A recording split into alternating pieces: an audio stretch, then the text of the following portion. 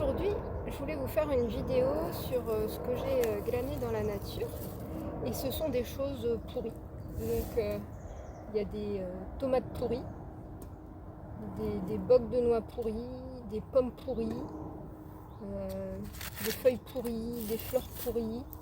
Et pour moi, c'est une analogie en fait avec le pourri de la vie. Quand on dit ah, ma vie elle est pourrie, ça va pas du tout, ça pue, cette situation elle pue aussi, c'est bien pourri. Et d'ailleurs, ça sent vraiment mauvais, hein. Vous n'avez pas l'odeur, mais ça sent vraiment mauvais.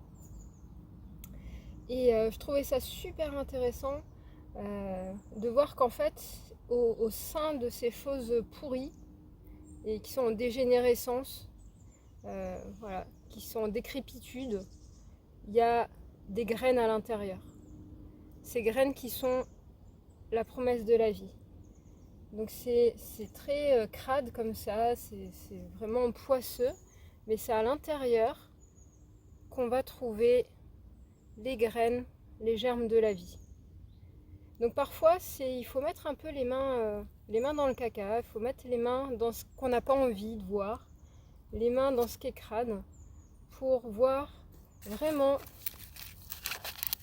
la vie qui va naître. Donc dans les situations pourries, il y a toujours un cadeau, il y a toujours une graine derrière. Encore faut-il aller voir, mettre les mains dedans, voir tous les inconscients, toutes les croyances qui s'y cachent.